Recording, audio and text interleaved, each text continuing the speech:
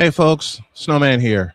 You've heard me often, ask for help from me and my family, and that is going to be paramount, and it is always going to be paramount. All I will say is today more than ever, because we're in a bind and we need your help. So you're going to see this banner at the bottom for most of the day, most of the show, because we need y'all more than ever right now. We had to change some plans around. We had to shift some things around, and we need some help. So if y'all can, please hit the Cash App with the $ Tallman Dr. K50. It would really, really mean a lot, not just to me, but to my wife and my children. That said, let's have some fun. Let's go. I can't do it. We'll do it live. Do it live. I'll write it and we'll do it live. Mister, will you please wake up, wake up, wake up, wake up, wake up?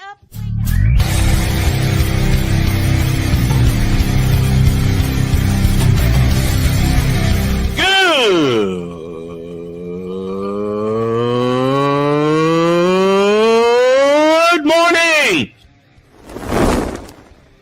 Snowman here to all you Brock Purdy and San Francisco 49er haters. Shut up! I gotta thank you, Shane. I mean, whatever happened to the games where breaking 100 points was, I don't know, unusual?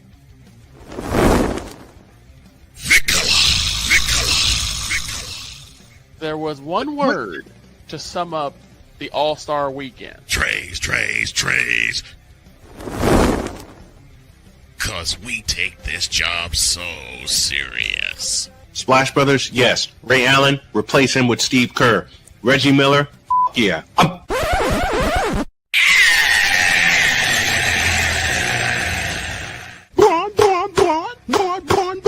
What in the all types of blue hell? I got nothing.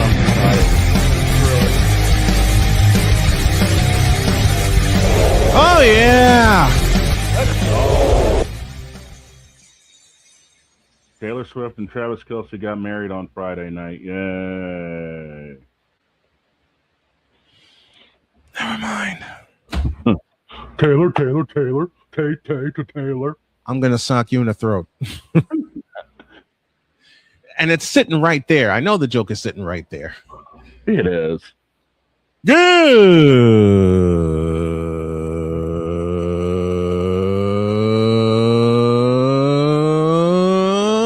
morning.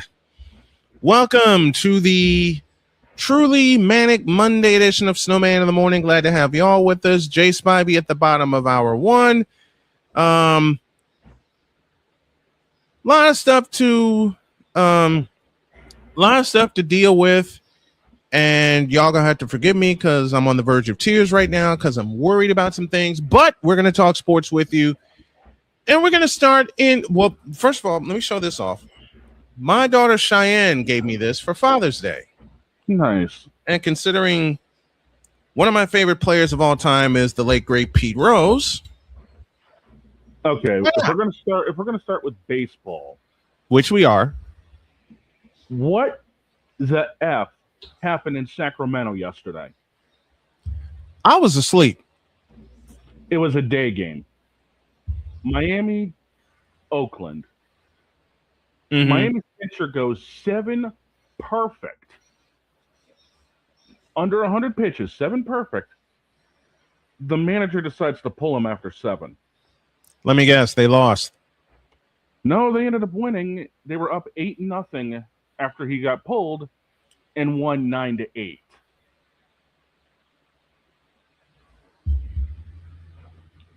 Say that again. When this guy got pulled, they were up 8-0. 8-0. Miami ended up, yes. And in 2 innings, Oakland scored 8 runs, only to lose 9-8.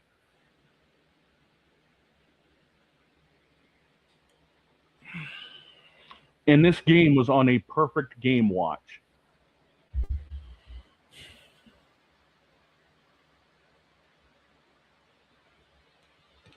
What in the all types of blue hell?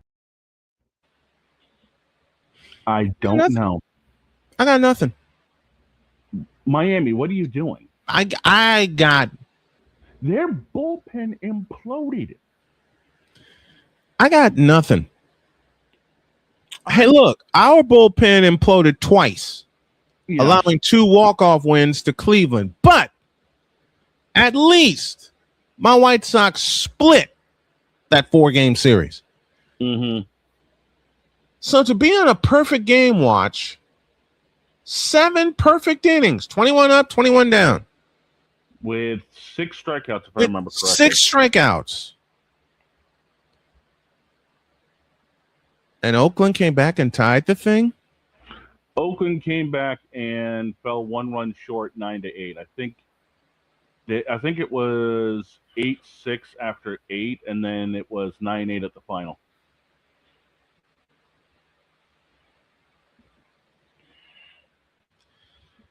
Dear Miami. No, change that.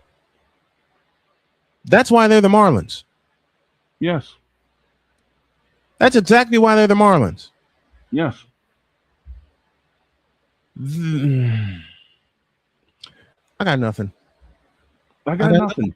I saw the highlights this morning, and I was just scratching my head like this guy was on a perfect game watch under 100 pitches. Under 100 pitches. Yeah, through 7. Through 7. That's a Burley special. And they pulled him. And practically blew the game. Oh, Bretta. Oh, Bretta. Deeds. Passionate. Come after me! I'm a man! I'm 40! Unflinching. Let's go back to losing. Parking was easier. Unrelenting. They're not going to keep him off the field tonight. Totally. This one has a chance. Deeds. Am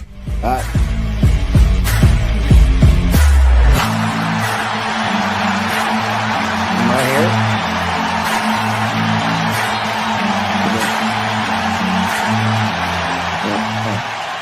Hey, That's what's not up, just guys? a murmur, that's a full-blown fibrillation. What's up, DC? Deeds?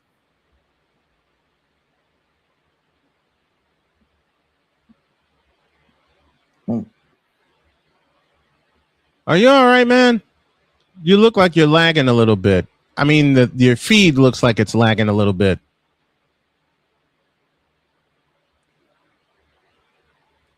And it is. Okay. We'll do this. We'll come back to him when he's situated. Pizzle's with us, says good morning, but they won and that's all that matters. He's right. He's right. I could say the same thing about my White Sox yesterday. Led 2-0, trailed 3-2, led 6-3, tied 6-6, and won 7-6. And all I could say was thank God.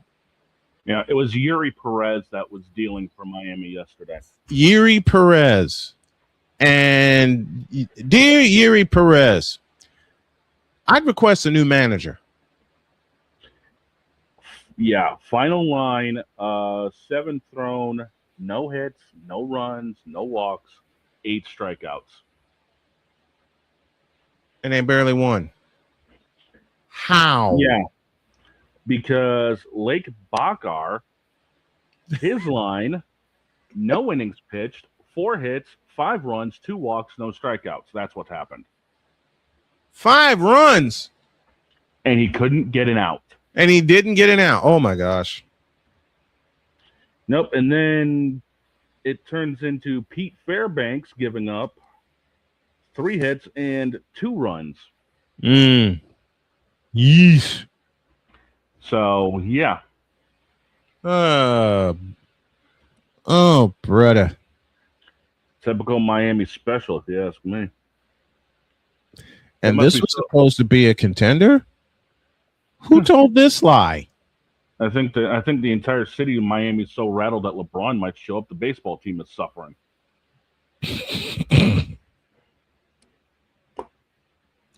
I didn't need to be told that. Find the lie. I know. That's why I said I didn't need to be told that. And there is no lie to be found. Nope.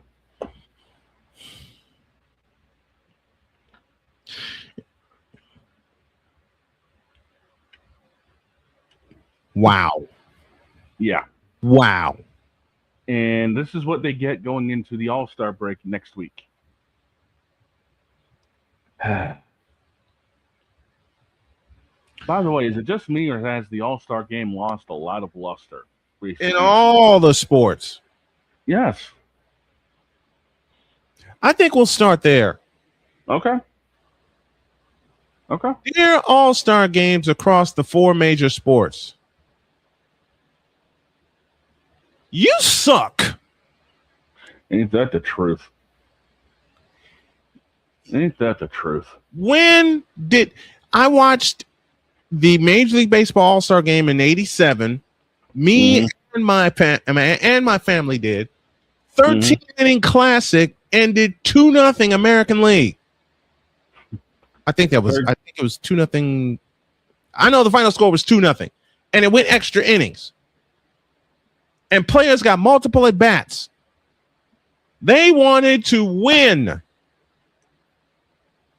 Now you get a participation trophy. What? Hey, you made it in the All-Star game. Yeah. Never. I'd refuse. Because if I'm not going to be in a position to win, I don't want it. It was National League over American League 2-0. And it was in Oakland. I Yep. believe that. Correct me from that was in Oakland, California. I'm looking up full right now. Ironic thing is, that game was 1987, almost 40 years ago. And it had The date of that game, July 14th. This year's All-Star game, July 14th. And it went extras, didn't it? It went 13 of them, and yes, the game was in Oakland. Time of game 3:39, attendance 49,671. Listen to those last two numbers. 49,671. Time of game 3 hours 39 minutes. Final score of that game 2-0.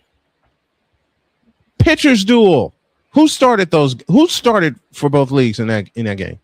Saberhagen for the American League, Right. Mike Scott for National League. Mike Great Scott, who won a division title with a no-hitter, by the way. That'll be on the test later. Listen to these lineups, dude. 1 through 8 for the American League. Ricky Henderson, Don Mattingly, Wade Boggs, George Bell, Dave Winfield, Cal Ripken Jr., Terry Kennedy, and Willie Randolph, and again, Saberhagen as your starter. National League, Eric Davis, Ryan Sandberg, Andre Dawson, the great Mike Schmidt, Jack Clark, Daryl Schmuck Strawberry, Gary Carter, Ozzie Smith, and again, Mike Scott as the starting pitcher. Where are those all-star lineups? MLB The Show 26. Where are the...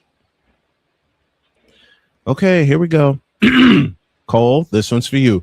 Where are the all-stars for the all-star game? See, but see... Yeah. The Pro Bowl, I'm not going there. Let's not. The NBA All-Star Game, I can't do. No. Just no. Just no. After the silly lockout year of 1999, the All-Star Game went downstairs.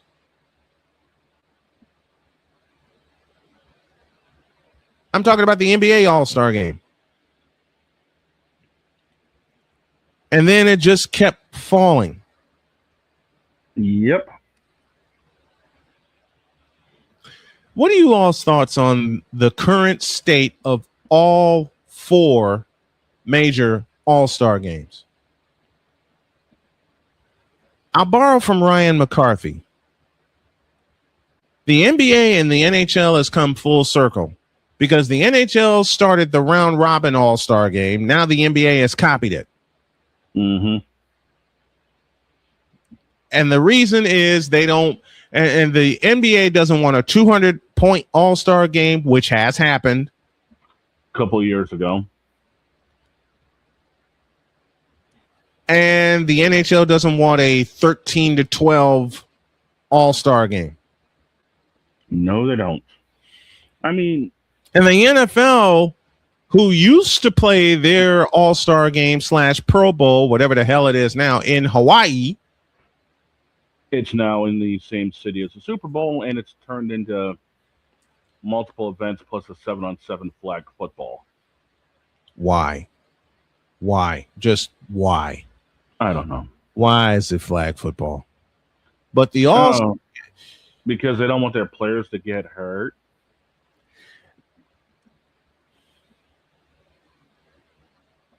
I see that look.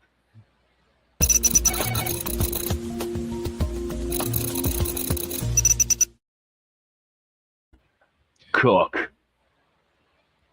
Get back to playing games, will you please? Get back to where, for Major League Baseball, get back to where it was in '87 when you had a pitcher's duel, teams playing the game, making outs,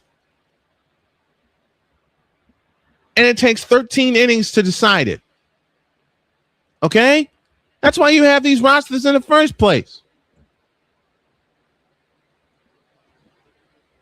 Stick with your best players until you get a result.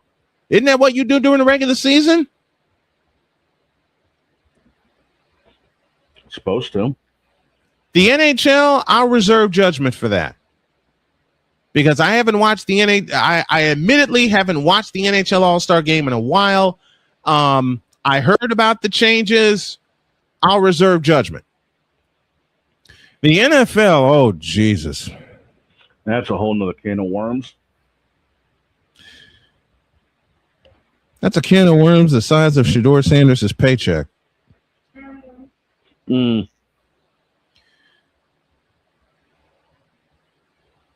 But I understand not wanting to get hurt for these All-Star games. I get it. I understand. But you were voted to play in them. I mean, if you wanted to have an all-star game and have people not get hurt, play it on a damn video game, for crying out loud. You signed up for the sport to play where they have all-star games. You signed up for this.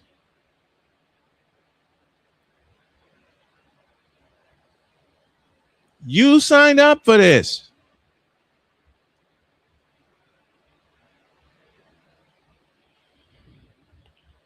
And as far as the NBA All-Star Game goes, good Lord. You know what happened to what happened to the what's up, Victor? And Victor, I need a hell of a favor from you if you can. You know what happened to the NBA All-Star Game? LeBron James, that's what happened. Yeah. Oh, here we go. The joke. I've got something for that here later.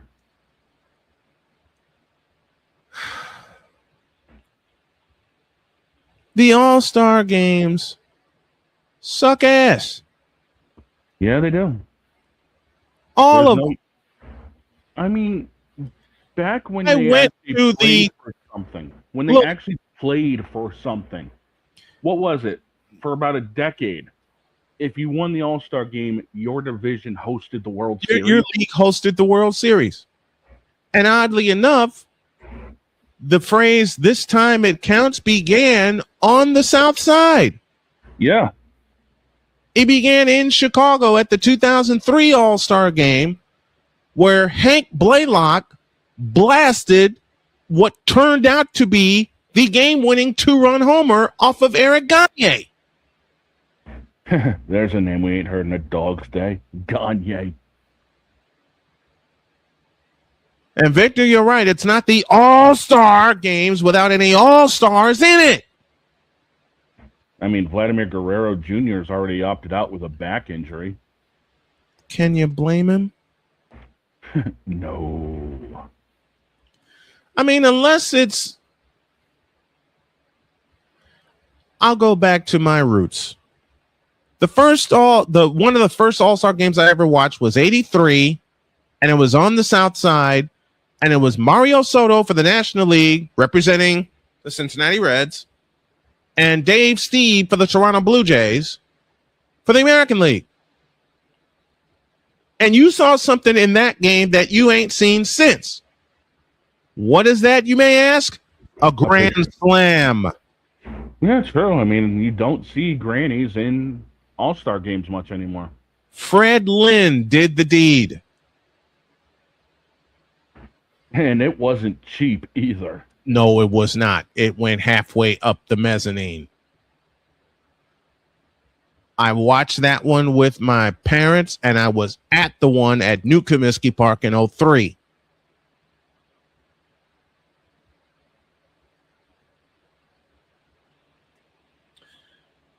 And since that home run from Hank Blaylock, and somebody in that 2003 All-Star game was distracted by the scoreboard because they had him turn off the scoreboard in the left field.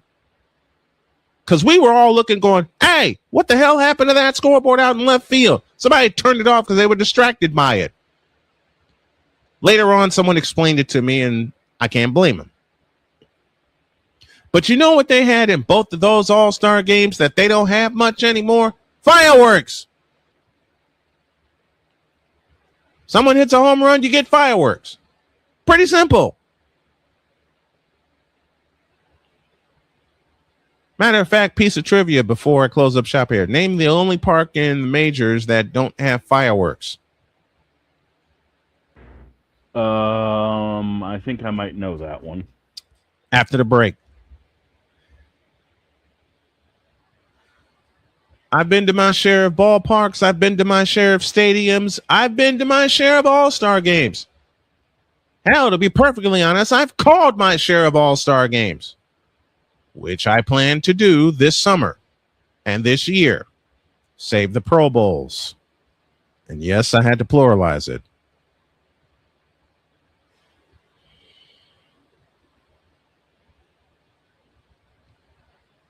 I don't know what the hell happened to the nerve of these players.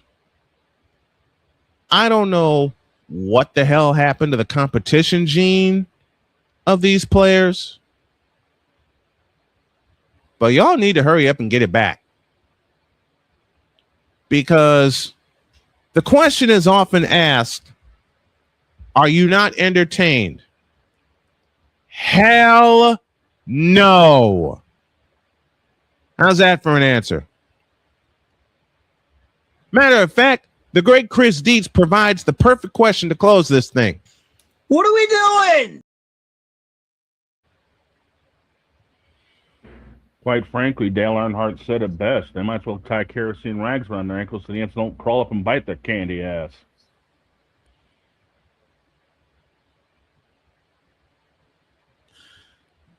You expect people to pay attention this year? That's a lie. I had to, Cole. I had Ain't to. no one paying attention to this boat. We got to be nice now. I was. I know. That's Snowman's take. What's yours?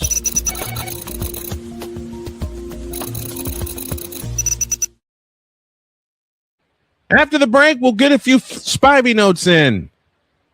And boy, we're going to have some fun with that. Oh, boy. Back in the deuce. This is Snowman in the Morning. The original Think Drink is back. Level up with proven ingredients formulated to crush your competition. No gimmicks, no jitters, no messing around. Just high-potency results that keep you moving day or night. There's a new nerd in town, and we came to play.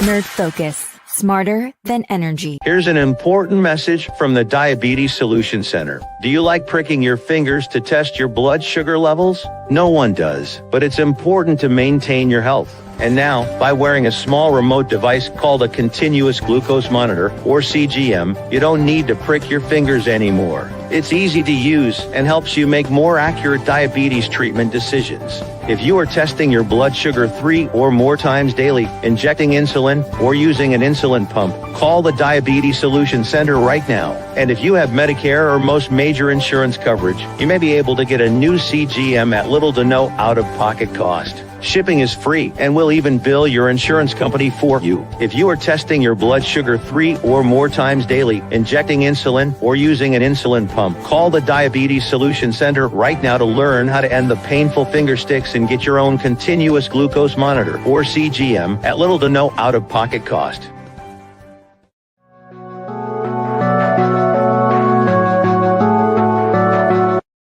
I want to do a TED Talk, but I don't have anything to talk about yet. I'm getting there. Life is for the living. We're not here that long. You can learn anything you want to learn without any money spent. What do I really enjoy? What do I really want out of life?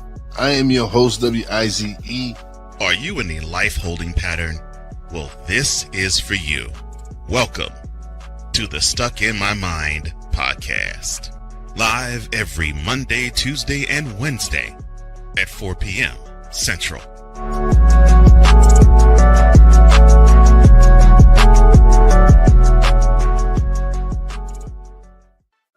Drew Willingham.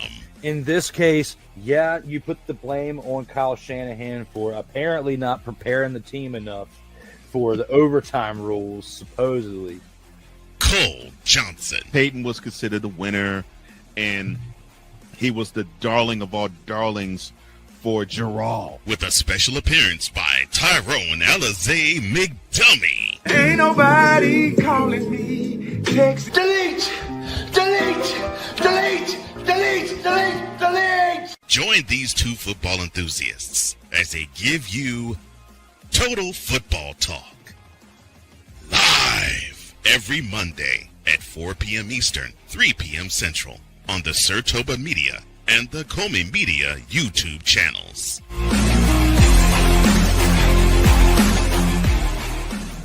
Cause we take this job so serious. I'm sorry, what are these things called? Spices? Spices, thank you. My brain went bleh. What in the all types of blue hell? This is Snowman in the morning. When it comes to LeBron James, all of our minds do that.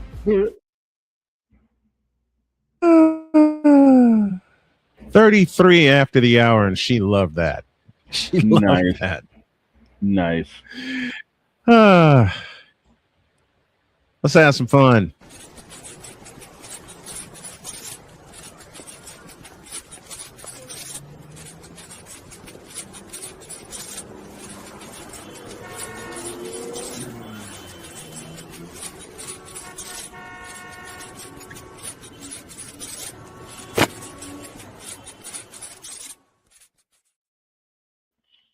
Jay Spivey's with us from North Carolina. Morning, Jay. What's up, guys? What's happening, Jay?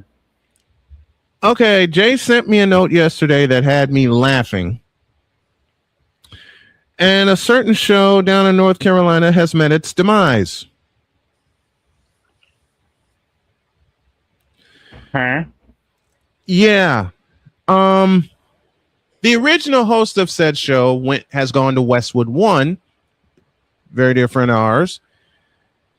And yeah, as of Jay, this past Friday, it bit the dust.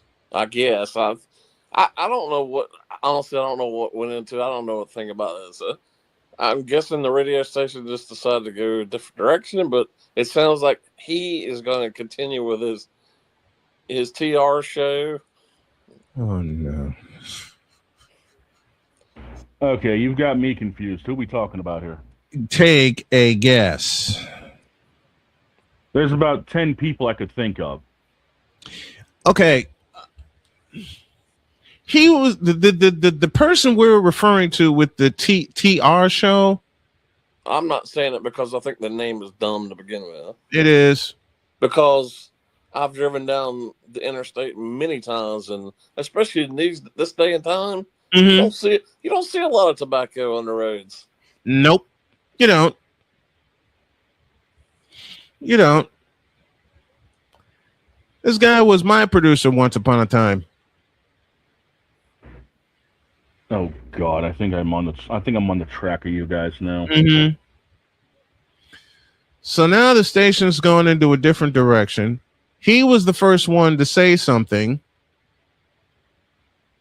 He was the show's first producer. Woof. And you wonder why I don't deal with him anymore. I don't know. I don't know what went into the decision over at the radio station. I don't know if it was the owner, the producer, whomever. I have no idea. All I know is what I saw. Obviously, he's staying with his what is it? I guess it's online stuff that he does, his streaming stuff. Yep. That's not going away, and I'm gonna guess that's probably going to increase. That's going to increase. Oh boy. Break out the shovels. Well, I still go back to it's not. You can't make your show basically about two sports. And that's my argument about why he and other people do. And it's the same way about ESPN, all their talk shows except for PTI. Yeah. It's all about two sports. PTI. I love PTI. I love Pardon the Interruption. PTI, I'd never go a day without watching it. I watch it every single day. The other shows, I couldn't begin to tell you how little I care about them. I mean, let's be honest. They only really talk about one sport and then one person in one sport. Let's be real. Oh, it's two sports. It's NBA and NFL. The NBA and NFL is all they care about. Yeah, and like I said, they only talk about one person in one of those sports. That's it. The other sports, I mean, the other shows you know what drew me away from ESPN? The way they changed Sports Center. Oh, I don't. Like last night, I watched it after the World Cup was over. I watched it just because I hadn't seen any other sports yesterday. And in 1 hour, I don't think they showed more than 2 baseball highlights. I'm not surprised. I mean, there was like nothing of any significance on there last night. I mean, honestly, I watched it this morning, both the SC at night and then the 7 a.m. edition, and they showed maybe 15, 20 minutes total, and then maybe a few of them in top plays. That's about it. And like last night, I cannot remember his name, so forgive me. They had a guy on there talking about the World Cup and the change from the red card to Faux Balogun allowed to be played tonight. And he's a former American player, and he was on there as a so-called expert. First of all, you couldn't understand a word he was saying, and he was so nervous. He was so nervous. Yep. And I don't know if he knew what he was talking about. I'm sure he does because he's a former soccer player, but he was so nervous you really couldn't understand what he was talking about. And the fact he's obviously not fully, even though he did play for America, he's not fully English. I'm guessing he's bilingual. But he was so nervous, and you could see he was sweating. You just couldn't. And even if he had good points, you couldn't tell because he was so nervous. He was nervous, yeah. Well, just because you played a sport doesn't mean you're going to be good on TV, and they tend to do that a lot with their so-called experts. Yeah, and you use the perfect phrase, Jay. So-called experts. So-called. There are a lot of those people out there in every sport. Well, if you're going to hire somebody, especially for something like this that's only going to last 6 weeks, make sure they speak pretty well. And make sure the people can understand them. I mean, I am not a soccer fan. I don't know if you guys are. I've watched quite a bit of it, but I'm not a soccer fan. But I mean, I think yesterday's decision was. Obviously, I'm American. I'm wanting to do well, but I think it was bogus. I think it sets a bad precedent. No pun intended, considering who seems to got involved in it. Right. And then praising himself for it online yesterday, as he always does. As he. Oh boy. Well, we all know that ego's more inflated than LeBron's stats. I mean, come on here. Are we surprised? Well, this guy yesterday, he never said a word about that. And they asked him, and he was like, he just kind of blah, blah, blah, blah. You just kind of mumbled his way through everything. Yeah, because he was trying to avoid the typical, well, you know. No, I don't even know. I think this guy was just so nervous. I don't even think he knew what he was talking about yesterday. Yeah. That can happen. I've seen that happen. Been down that road, actually. But I mean, this is a big deal. I mean, especially tonight, it's a big deal. Yeah, it is a big deal. Have somebody on there who has a clue what you're talking. Now, I will say this, and I know he's a soccer player. He's a former soccer player, but he is excellent on TV, and he knows the sport. Taylor Twellman is excellent. Yep. And they've been having him a lot on there, as well as PTI. He is excellent on TV. But you got to have those kind of people on there who know what they're talking about, and who don't freeze when you're asked a question. Right. And we've seen that, and with that 4-letter network, we've seen it so many times where they bring so-called experts on that when you ask them a question and something they're supposed to be an expert on, they freeze. Right. Well, I'm the first to admit. I mean, if it weren't for my job, I'm very shy outside of work. But work forces me to talk to people. Yeah. But when I used to work at the newspaper, part of my job was that I had to do weekly videos and we'd stream them on the website. Yeah. At first I was like, I did not want to do that. I really did not want to do that. Right. But I got to the point where I thoroughly enjoyed doing them. And most of the time I didn't even see the camera in front of me. I was just too busy talking to the person I was talking to. Yeah.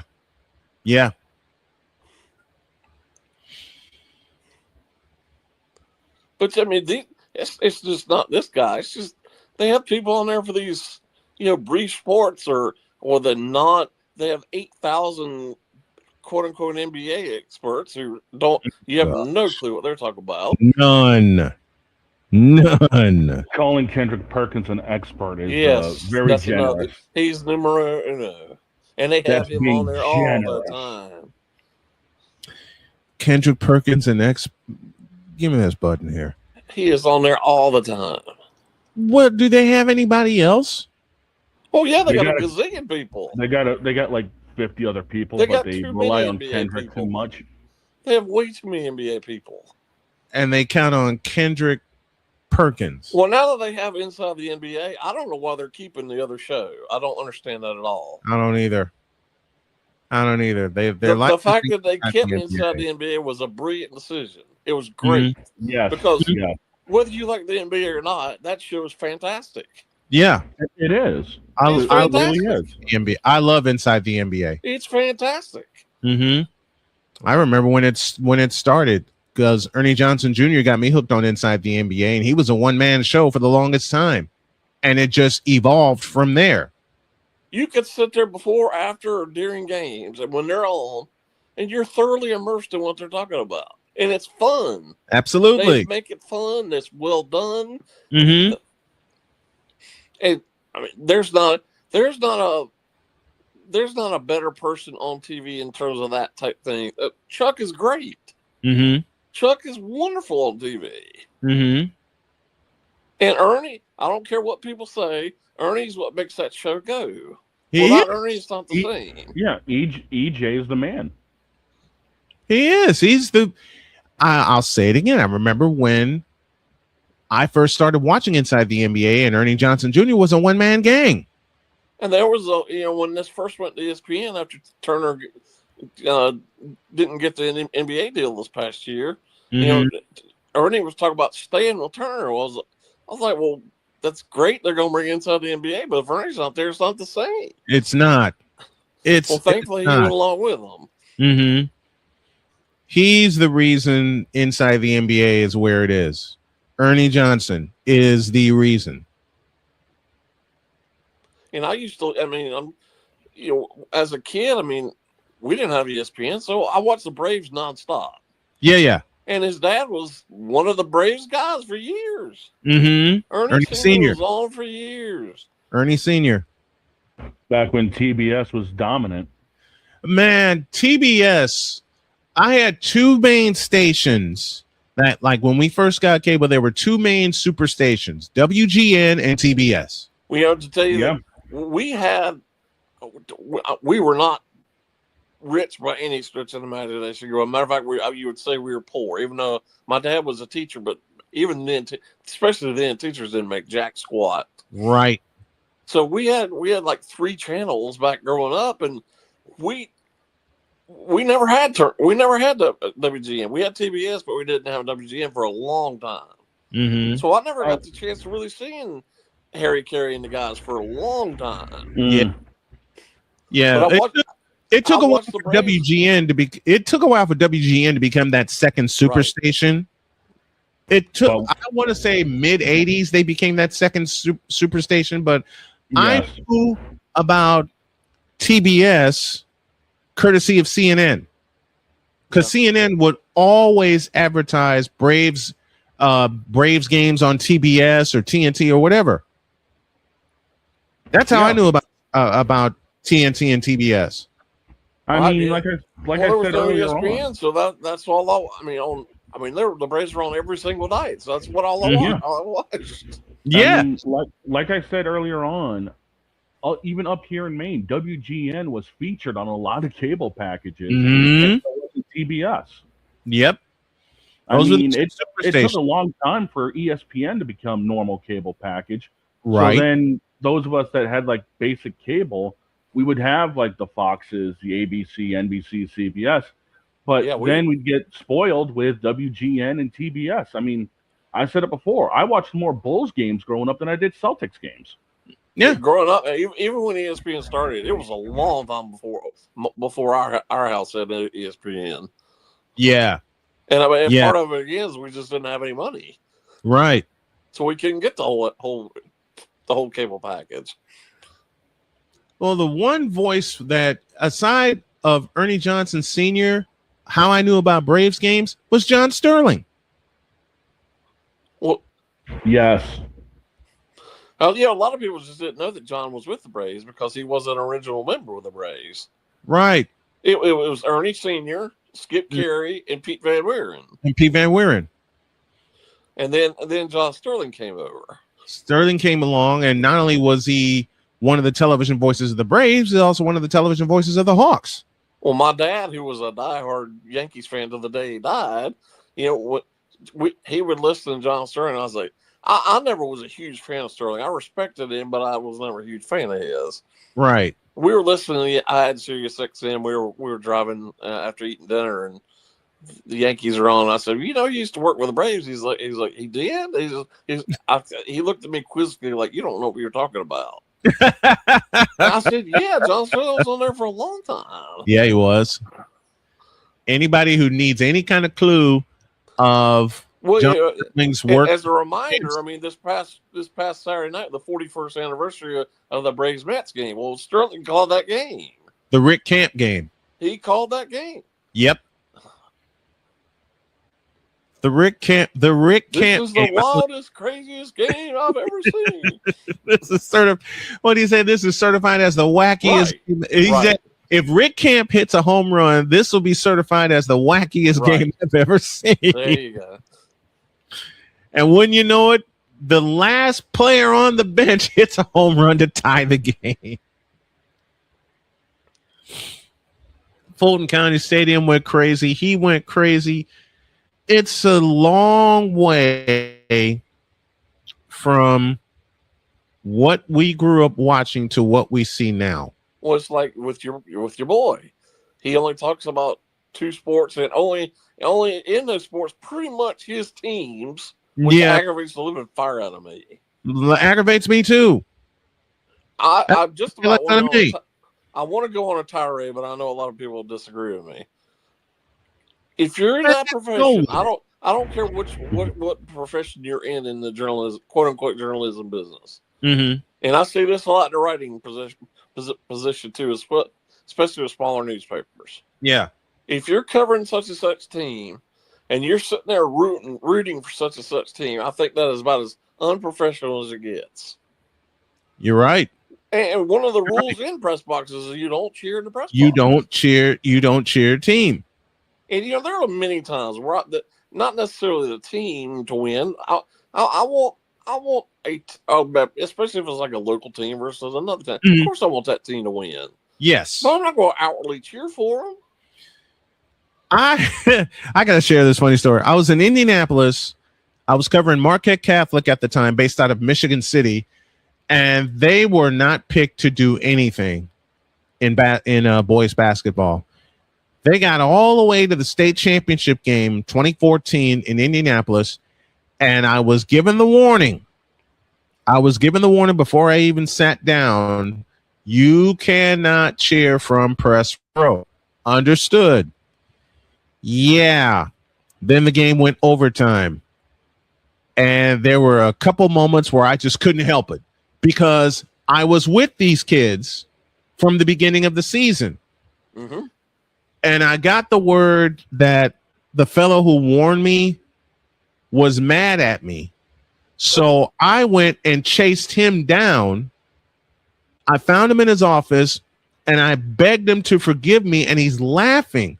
And he says, "Why are you begging me to forgive you?" I said, "Because I broke a very sacred rule and I was cheering for Marquette Catholic by the time overtime came in."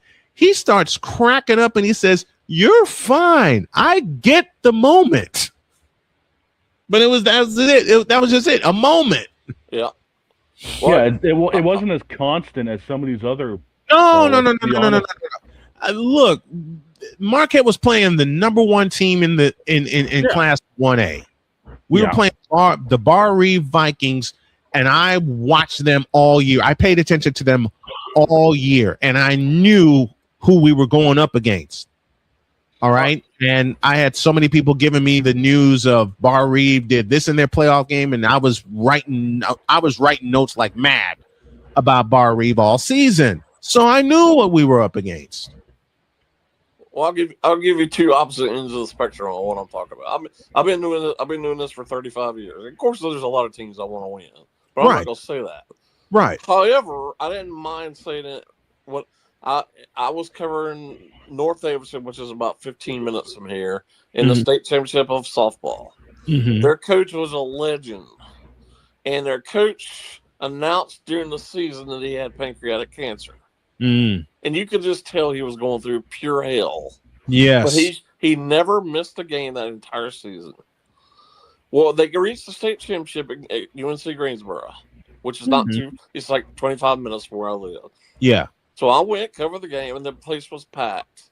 Covered him after they won the game, they won the series, and then everybody was there just crowding around him. And I couldn't help. I was so emotional. I cried the whole time I talked to him. Yeah. And then he died about 2 months later. Oh. And it was just terrible. But how could you not root for that? Mm-mm. Now the other thing is, not to diminish that whatsoever, but especially now that I'm with a smaller paper, I pretty much cover one high school because of where it is. Yeah. And I get this all the time when I cover games, like whoever's up in the press box, whether it be the PA guy or somebody else, they'll be like, "What's it like covering y'all?" And I was like, "Who's y'all? I'm not a y'all. I'm just here covering the team. Right. I'm not part of this team whatsoever." Well, it's just like him. It was we and us. He don't have a uniform He's not. on. And Deed says the perfect line. Tell that to the Georgia football booth, Georgia Bulldogs. Because they're supposed to be unbiased, but these guys cover the Georgia Bulldogs. So I get both sides of that spectrum. I do. I understand it more than anybody I realizes. understand rooting. I mean, if you're in the Georgia booth, I get rooting for your said team. Yes. But don't say we and us. Mm-hmm. You're not on that team. Well, Larry Munson did it all the time, and Scott Howard does it now. I think that's wrong. Scott Howard. You're not a we or Howard an does us. it now. You're not a we or an hour. You're not an hour either. Mm-hmm. I don't use when I call games. I don't use those pronouns. I don't. I don't. Do I want the team to win? Yes. Perfect example, Indiana Fever. Do I want them to win? Yes. But I'm going to be fair in calling those games also. I mean, I interview the coaches and players all the time for this high school. I never ask them we, us, or our, and I never will. No, nor will I. It's not right. It's not. It's just like I think, you know, I don't want to put this. I don't know this for sure, but I get this perception. I think a lot of the coaches there want me to just kind of bow down to the school. That's not going to happen. I'm there to cover the school. I'm there to do a service for the kids and the coaches and the teams. I'm not there to be the PR agent for the school, and nor will I ever. Exactly. I will say again, I've had my moments, Marquette Catholic being a few of those moments, because I covered those. I never bowed down to the school, but I fell in love with those kids. Yeah, absolutely. I fell in love with those kids, boys and girls basketball, because I was there three and a half seasons. Fell in love with the kids. The parents made it fun. Right. The heck with the school. It was the kids that made it fun for me. Same held true about Hebron baseball in 2016 when they got to semi-state, and one of the pitchers that was on that team is now a member of the Milwaukee Brewers, and Chad Patrick. Right. And when I tell people in messages all the time, I saw Chad pitch in high school, and he says, how is that possible? I covered his games. More to the point, I did play-by-play for Hebron for 2 years. The rules are getting too blurred for me, but I'm sticking to what has worked for me over the course of almost 31 years. Well, I know he's basically his own boss, but I just don't understand why more people don't get aggravated by it. We, us, and our. I get so aggravated. I get so aggravated by it because that was one of the first rules that I was taught. You may be hooked up with a team for the entire season, but you still call it fairly. Right. You still call out bad plays, good plays, right down the middle. You don't say we, us, or our, or anything like that. That was one of the first lessons I ever learned. Well, football's pretty much the only sport. Well, I guess maybe I've heard of some others, but for the most part, football, because I've sat next to him at the game, it's always we, us, our. Mm-hmm. Not for me. It isn't. And then, I understand why he wants to localize everything, but it's not just the Hornets and the Panthers and Carolina. It's just not. The only teams that he wants to cover. Why would you not cover the Hurricanes or the other teams in the Big Four in the ACC? Exactly. Especially he lives in a city where there is an ACC team. Mm-hmm. And he says nothing about that. He never says a word about Wake Forest. Ever.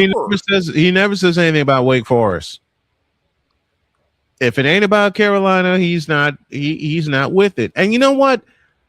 We'll close the hour with this. And Jay, I think you remember this. He sent a question to me that he wanted me to answer on the air about the greatest moments in Panther history. Oh, jeez. I said, "Are you kidding me?" Who cares? He says, "Yeah, I want you to answer that question on the air." I didn't. Who cares? In fact, to really piss him off, I did it for the team I grew up watching, which was the San Francisco 49ers. He didn't like me for that. But you got to have fun with it. And I did then. Jay Spivey joining us every single Monday at the bottom of hour 1. Thank you very much, my friend. Love having you. Can't wait to talk to you next week. All right, guys. Appreciate it.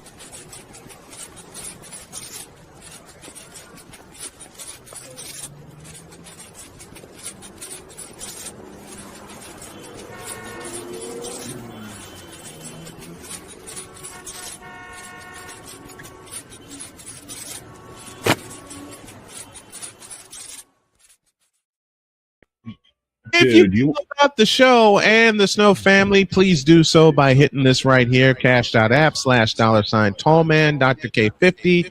And Victor, I don't know if you heard me, but could really use a favor from you right now. I got more broadcast stories just like that.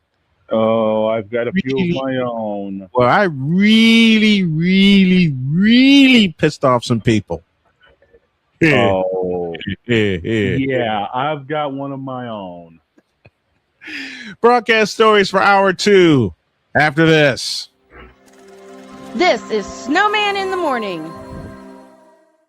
During bad weather, driving can become downright dangerous. What's your emergency, please? Trust Battle Vision Storm, the revolutionary glare reduction glasses that turn your sight bright during bad weather at night or during the day. Watch your ordinary vision become extraordinary. Battle Vision Storm uses light optimizing lenses that block blue rays so you see clearly in heavy rain at night or blinding snow during the day.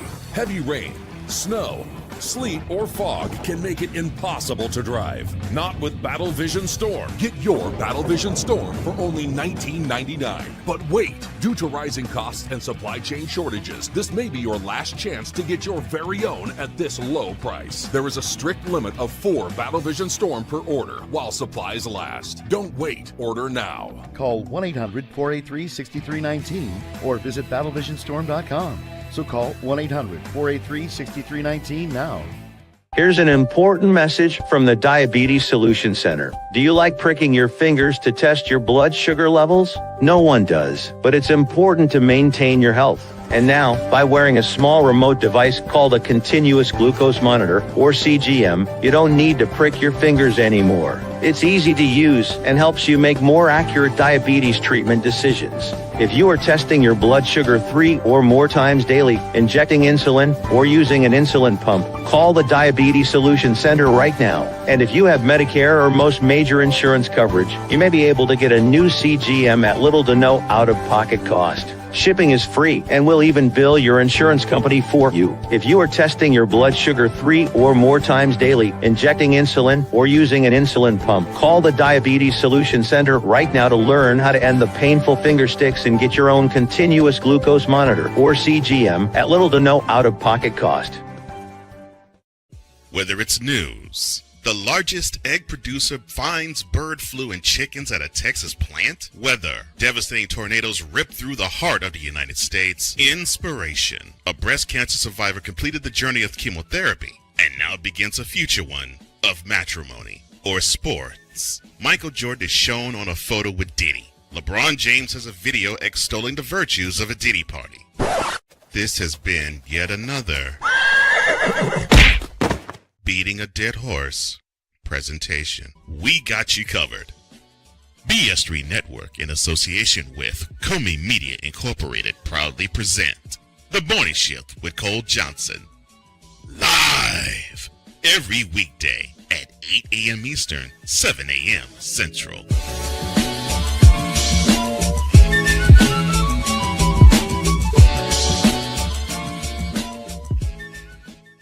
Because we take this job so serious. And Father O'Shaughnessy need to go to hell. That's what he needs.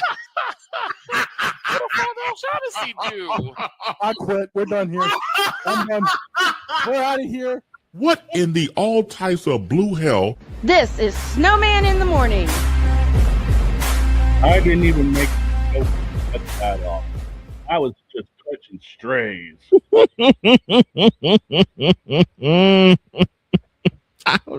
I don't know. I don't know either. I'm the one that made the joke, and you paid for it. I was catching more strays than the Jets front office because they play Madden. Oh, by the way, hi, Ryan.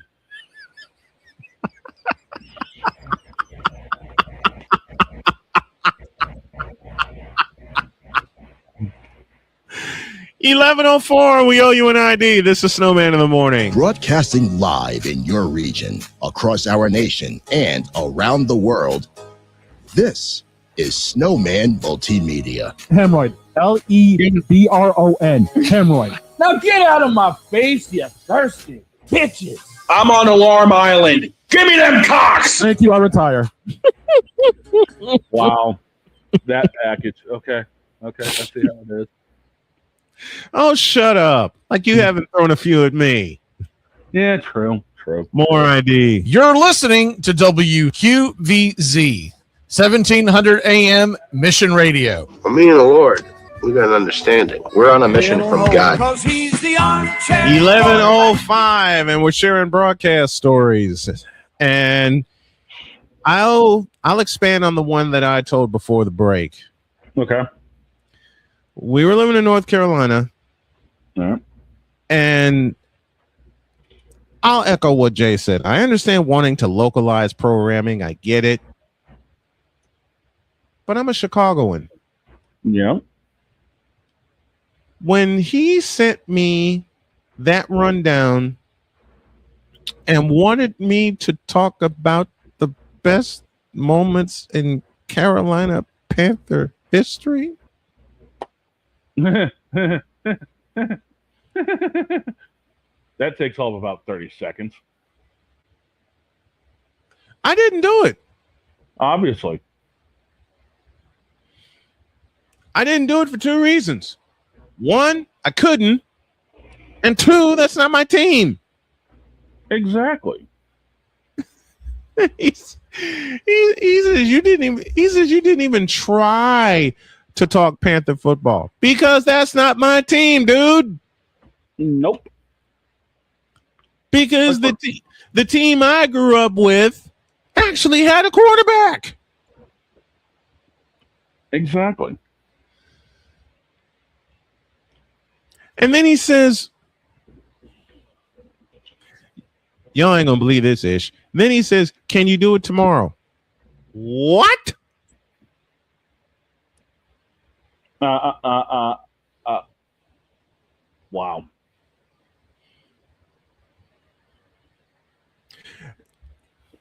Here's how bad it got. Mm-hmm. Here's how difficult it was for me to answer that particular question that he sent me.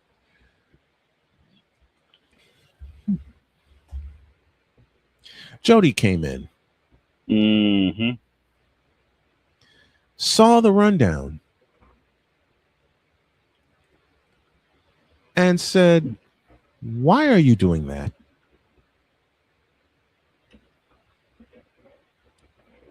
My wife. I said, baby, this is what he sent me. And she looked at me and says, you didn't do it, did you? No. Well, what team did you did it? What team did you discuss? Mine. She gave me a rub down and says, good move. Then she came in and really started joking around because I tried doing it again. I did. I tried doing it again. And it didn't work. Nope. Of course. The second time I taped it, the first time I taped it was about the 49ers. Second time I taped it was about the Colts. Well, you're working with the material that you've got. I mean, the Colts have a longer list of moments than Carolina. And why didn't I do said request of this gentleman, y'all ask? Oh. Rick said it best, because the Panthers are Trays.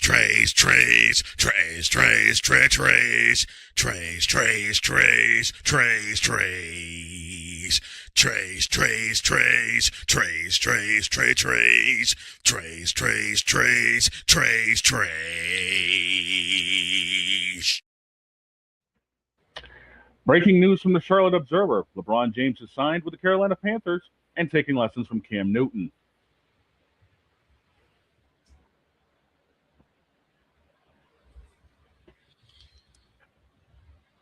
This moment of bronze sexual stupidity is brought to you by Hooked on Bronix.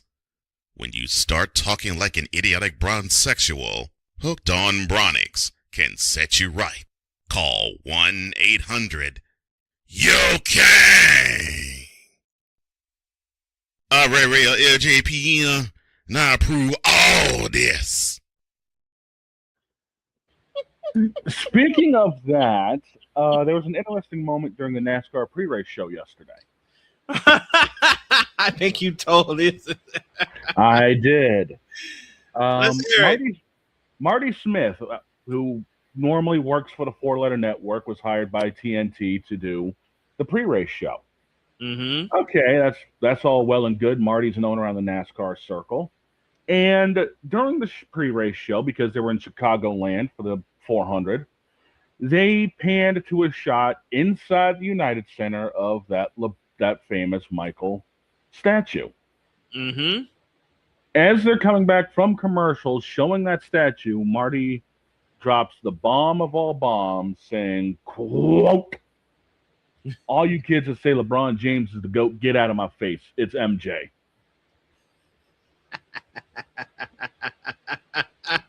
I literally just sat back and I'm like, oh, the bronze sexuals who are NASCAR fans just got pissed off.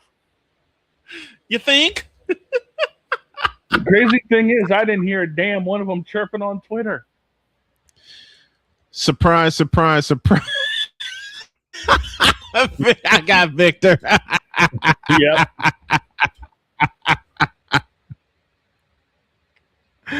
Now, what's one of yours? You said you had a story for us. Okay, so this is one of the rare times I got pissed off in the broadcast booth. Oh, no. So I'm covering a league race. My producer, a good friend of mine, Dave Regal, and I were covering a truck race at Dover. Mm-hmm. The race itself is going fine for about 40-odd laps until we think it's a normal crash happens. So, it's yellow flag. We go through the replay. Yep. And it turns out that it was actually more of an intentional junking. Oh, my gosh. Which caught somebody else out, destroying their day. Mm. I proceed to go the absolute F off in the booth about what happened. I mean, I'm laying down the law basically about the incident. Yep. Like, I gave no quarrels about if people got pissed off with what I was saying. None. Like, my impartialness went clean out the window. I was talking about it as a driver. I was talking about it as a car owner. I was talking about it as everything. We don't need that ish. No. So I get done my spiel, and within about 10 seconds, we go to commercial. Producers in my ear like, "Are you good, dude?" "Yeah, I'm fine. Why?" "Okay, we talked about it. Let's move on from it. We don't bring it up again the rest of the broadcast." Right after the race, I'm in the league's Discord like, "Guys, I'm sorry I went off about that. The whole spiel, like I'm supposed to be unbiased, yada, yada, yada. Mm-hmm. I apologize." Mm-hmm.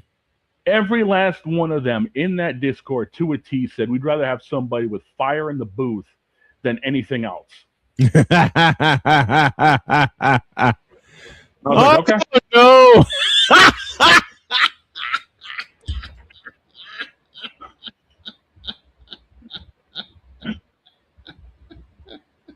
Some semblance of intelligence from ESPN. Who the fuck it? No. That's after what?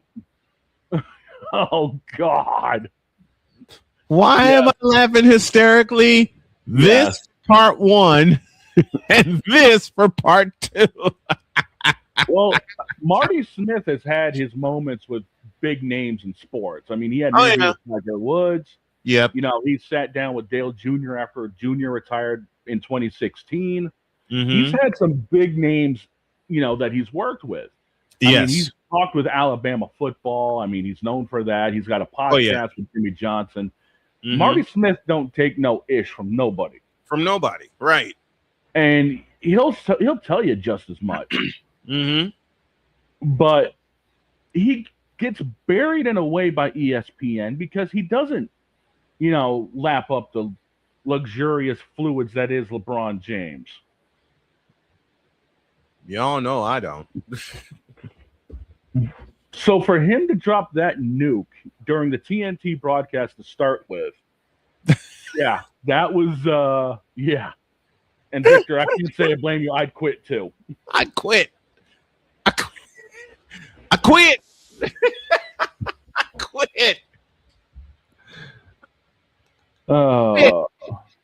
I think Marty basically said, "Get out of my face, you thirsty bitches." To LeBron James fans, yes.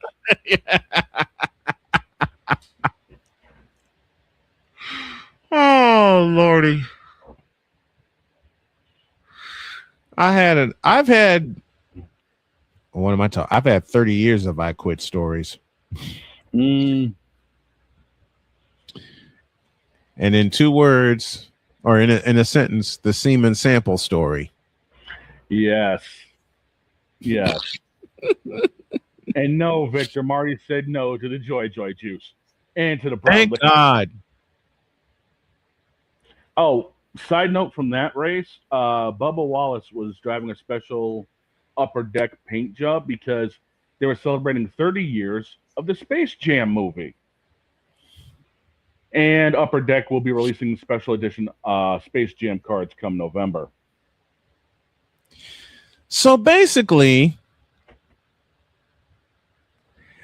I'm going to hate to do it, but I'm going to do it anyway. You don't hate to do this, Ish. What the hell are you talking about? Shut up.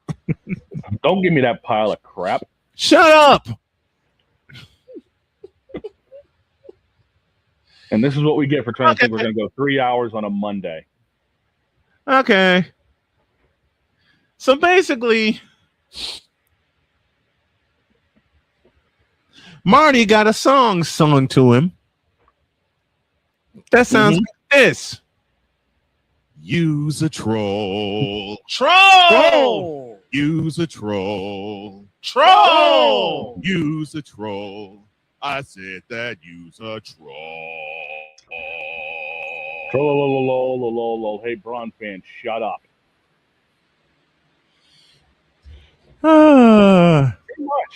Pretty much. You would, and you're right. I couldn't quit during the semen sample story. I laughed so hard when she said that.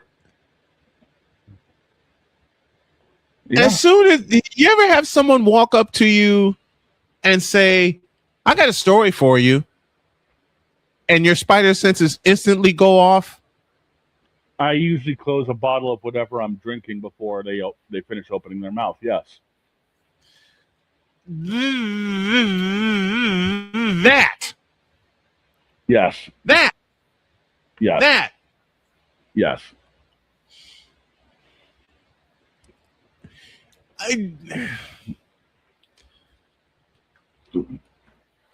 I don't know. When she came up to me and says, "I got a funny story for you," right after I announced Ryan Sample batting. Mm-hmm. As I've told this story, her mother, Ryan's grandmother, don't tell him. He'll run with it. Don't tell him.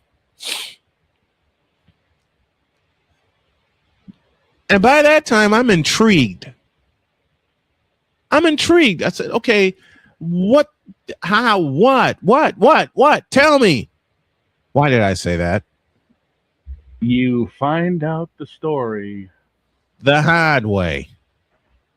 That's what she said. Yeah, that's exactly what she said. All she had to say was my maiden name was Seaman. And I lost it. Yep. I lost it. Seaman Sample. Yep. Then she comes up to me and she heard me talking about Jay Leno's weddings. Yes. When he does headlines.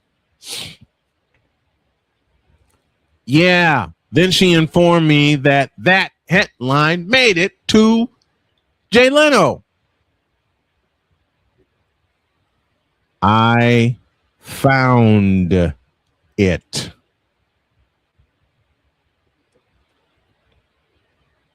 Oh, no. I found it. Rip.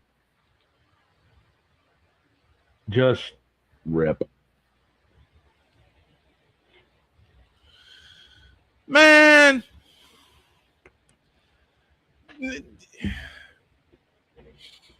For those of you who don't know the second part of that story, Victor does.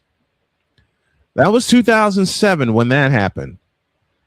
6 years later, I'm getting ready for a football game with Trinity International University out of Deerfield, Illinois, and Olivet Nazarene out of Bourbonnais, Illinois. Olivet Nazarene sent me all the information I was looking for. Their game notes, their 2D, their depth chart. For those of you that wonder what a 2D is, that's their depth chart. Then I saw the name of the quarterback for Olivet Nazarene. Yeah, boy.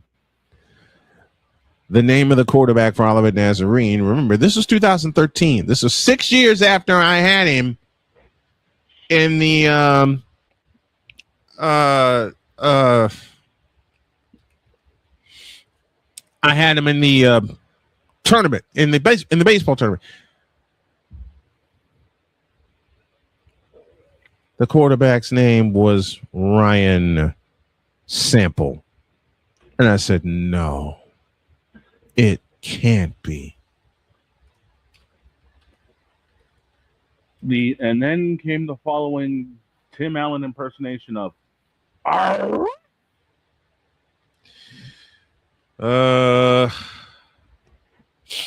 Yeah, I said, no, this cannot be. So I do some cross-referencing for 20 minutes. It is. It's him. It's him. Mantino, Illinois. Ryan bleeping Sample. And instantly you start laughing. I start cracking up. I said, this cannot be him. It can't be. Mind you, I spent 20 minutes cross-referencing this name. I said, this cannot be. This ain't him. This is not him. This is not him. This is not him. It's him. The first person I called was Victor. I said, Victor, you ain't going to believe this. He says, what's that? You know, I'm getting ready for Saturday with TIU and Olivet Nazarene. He says, yes. You ain't going to believe the name of the quarterback for Olivet Nazarene. He says, lay it on me. Ryan Sample. Victor hangs up. I was about to say, Victor's next words, click. He calls me back and says, say that again. Olivet Nazarene's quarterback is Ryan Sample. Victor's next sentence, for the second time, click. Yeah, that sounds about right. Calls back a third time. You have got to be bleeping me. Exactly. And Victor, you're absolutely right.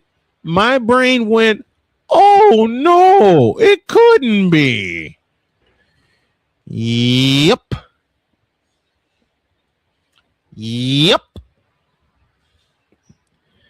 The one and only Ryan bleeping, blapping Sample, in which Victor posed the ultimate question. How the hell are you going to get through a broadcast without laughing? Well, my the most honest answer, Victor, You're not. I don't know. Well, Like somehow you did. I don't know. I see him warming up, and the kid can play. Kid's got a rocket arm, and I'm going, I'm gonna laugh. My interns were going, why are you going to laugh? Long story. I'm going, how am I going to sit here? I'm praying he does not throw the ball all over the field. But I know Olivet Nazarene's offense. In the years I covered them, they always operated out of the gulp spread.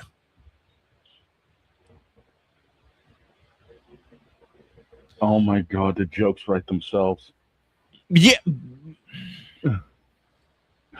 Yeah. They operate out of the spread offense, which means nobody in the backfield and 5 wideouts. All I did was pray that entire afternoon that I don't lose it whenever I had to say sample back to pass. Yeah, that did not last. Do you know that Ryan Sample threw the ball 51 times?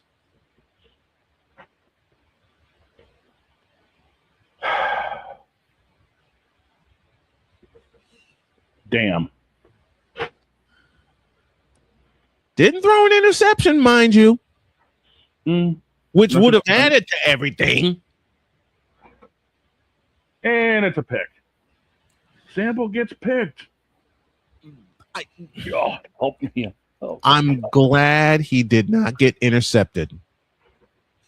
But he threw the ball 51 times. 51 times. I packed up. I put my equipment away. After the game was over and TIU won, I said, don't say a word to me. I said to my crew, I said, thank you. Thanks for a great broadcast. Don't say a word to me or I'll start laughing. Just hand me my bag when I get downstairs. They handed me the bag when I got downstairs. Thing is, I they didn't immediately went across the field to find Ryan Sample. He sees me, bless this kid's heart, runs up to me, gives me a big hug. I said, Ryan, I got one question for you. He says, what's that? Where's your mother? Oh, she's in St. Louis for the weekend. Oh, dear God. But my dad is here. Oh, dear God. Dad comes up to me and he says, did she tell you?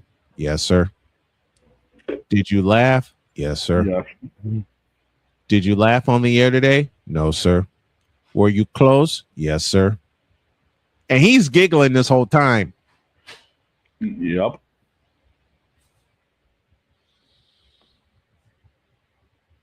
I found the clip from Jay Leno and I sent it to the crew of the Seaman Sample headline.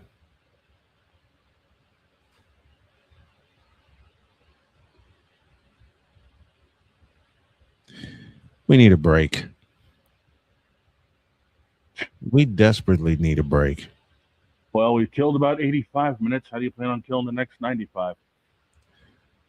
I have no bleeping idea. I don't think we can, to be honest with you.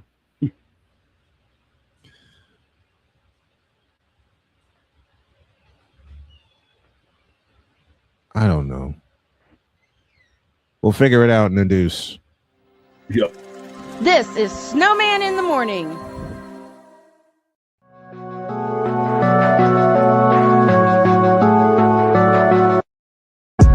do a TED Talk, but I don't have anything to talk about yet. I'm getting there. Life is for the living. We're not here that long. You can learn anything you want to learn without any money spent. What do I really enjoy? What do I really want out of life? I am your host, WIZE. Are you in a life holding pattern? Well, this is for you. Welcome to the Stuck in My Mind podcast. Live every Monday, Tuesday, and Wednesday at 4 p.m. Central.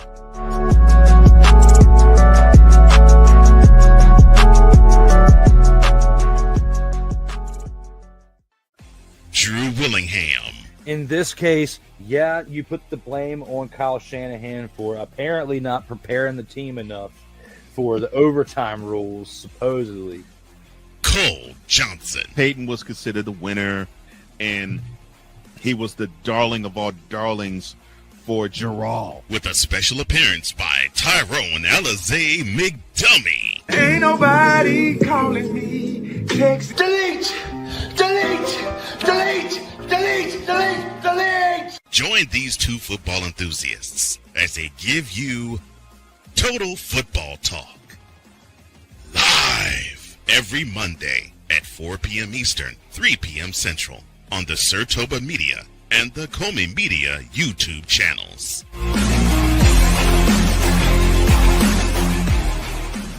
Join the transporter to Hades. Your butt and gut becomes one. Join the reformer of hooker whores. This is my daughter, Placenta Booty Johnson. Join the bronze car. Whenever you are in distress, take off your baseball cap and throw it in the air. Join your very own superhero of broadcasting, Chris Bass. So whatever color crayon they get, they palm it and do two circles, and that translates to, I can be the black people. As he takes you through the week's paces in Baseline.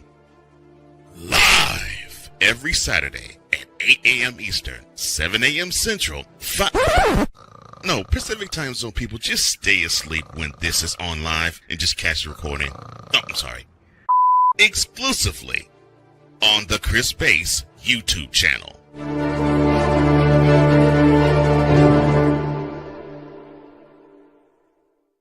Here's an important message from the Diabetes Solution Center. Do you like pricking your fingers to test your blood sugar levels? No one does, but it's important to maintain your health. And now, by wearing a small remote device called a continuous glucose monitor, or CGM, you don't need to prick your fingers anymore. It's easy to use and helps you make more accurate diabetes treatment decisions. If you are testing your blood sugar 3 or more times daily, injecting insulin, or using an insulin pump, call the Diabetes Solution Center right now. And if you have Medicare or most major insurance coverage, you may be able to get a new CGM at little to no out-of-pocket cost. Shipping is free, and we'll even bill your insurance company for you. If you are testing your blood sugar 3 or more times daily, injecting insulin, or using an insulin pump, call the Diabetes Solution Center right now to learn how to end the painful finger sticks and get your own continuous glucose monitor, or CGM, at little to no out-of-pocket cost. 'Cause we take this job so serious. Gerald Jones has no brains. His football acumen is the same capacity as Gun Run's moral capacity. What in the all types of blue hell? This is Snowman in the morning.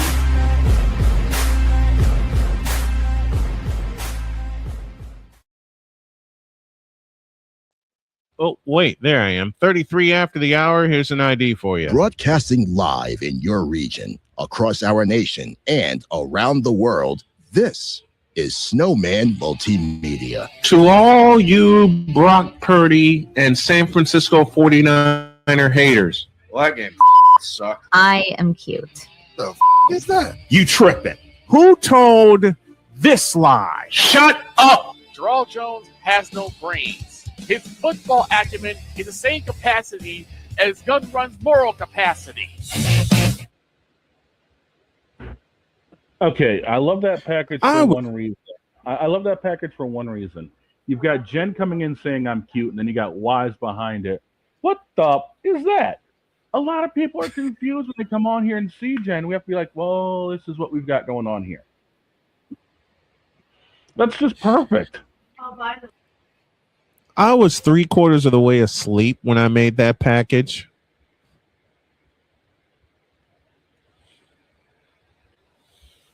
Nice. I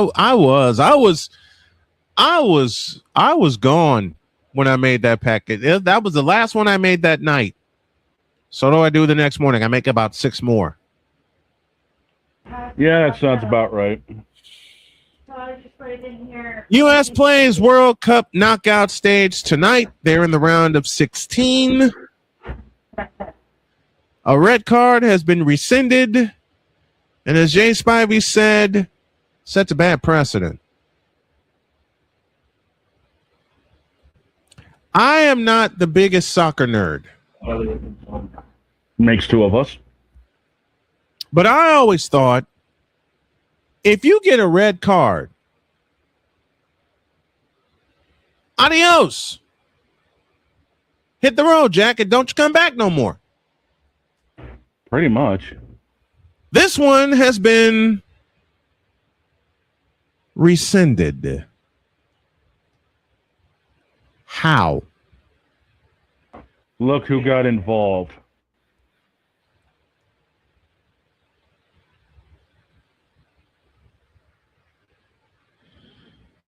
At the end of the day, how FIFA in the Vita Blue hell?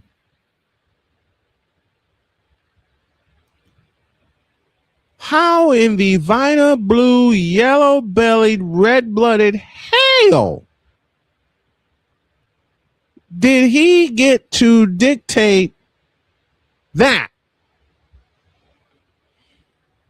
Host country of the game, probably. Still. Don't ask me. Don't ask me. I'm not.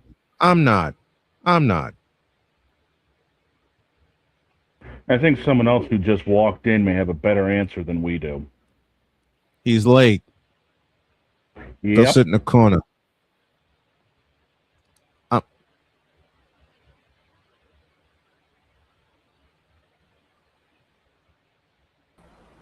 Mexico Why got are you out. getting depressed? La Raza lost. El Tri lost.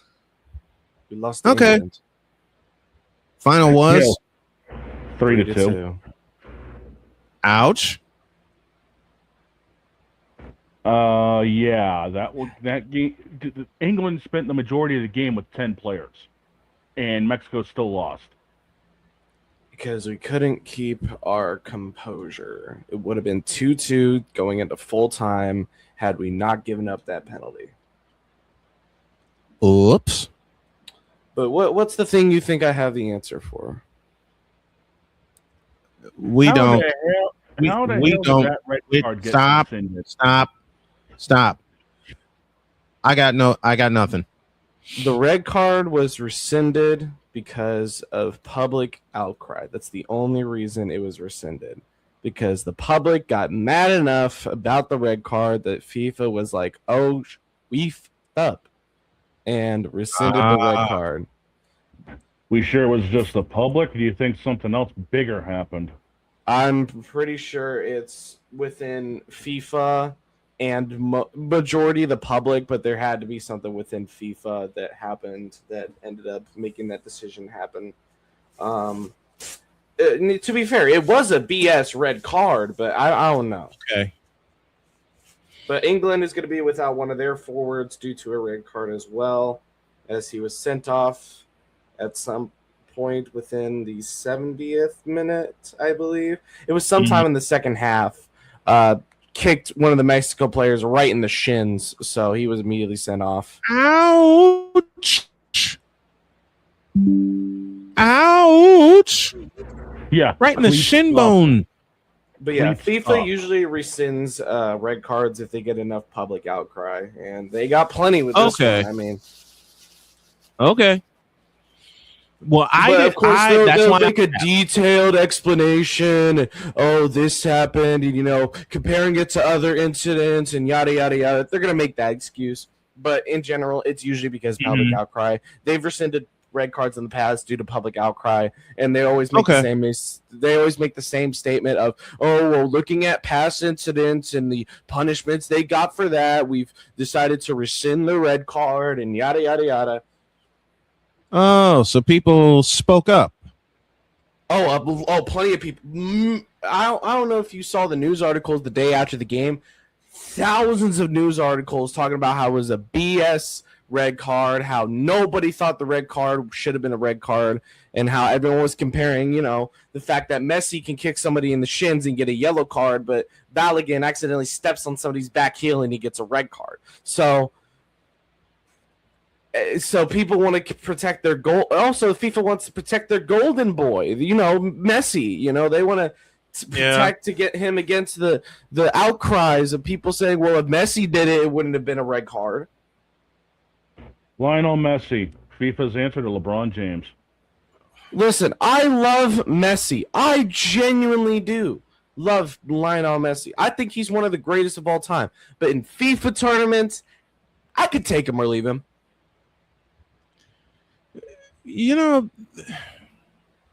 Since we're talking about soccer, I got hooked on indoor soccer first.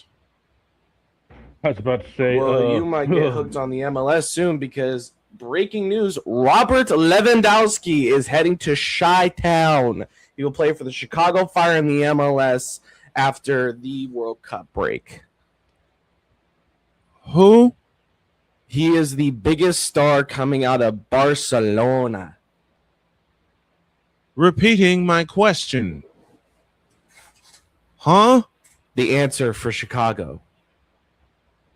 And terrible soccer.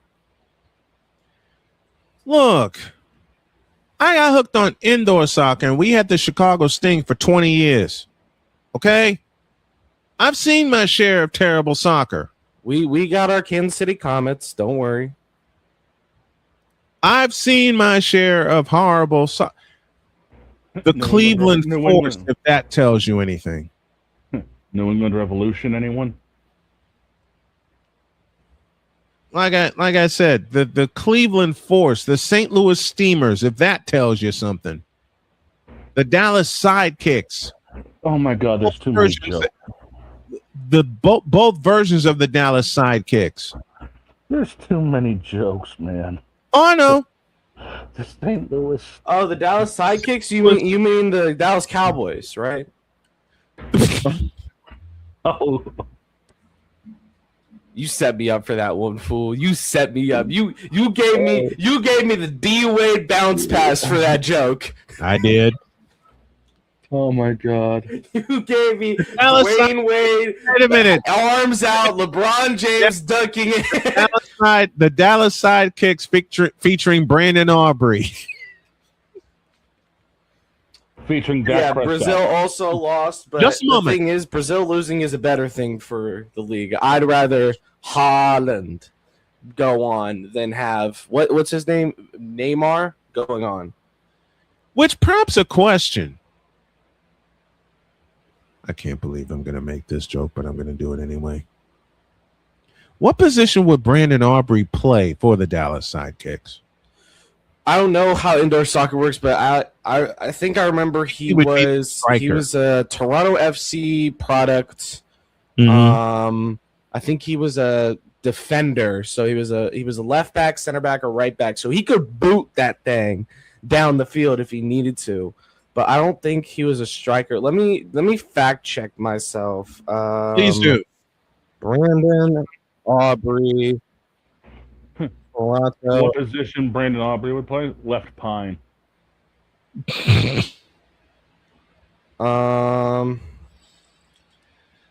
Let's take a look. He was a defender. I am correct.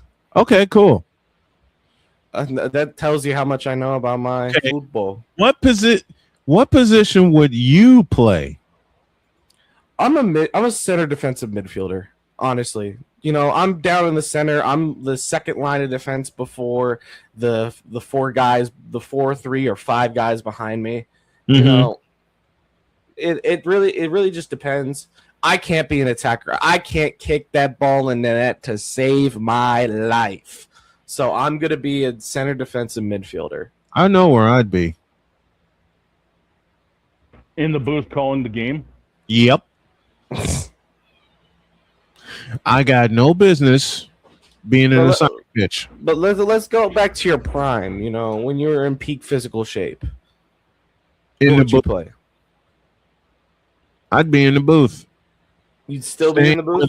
Staying where the blank I am. Oh, you want me in my prime? I was a goalie.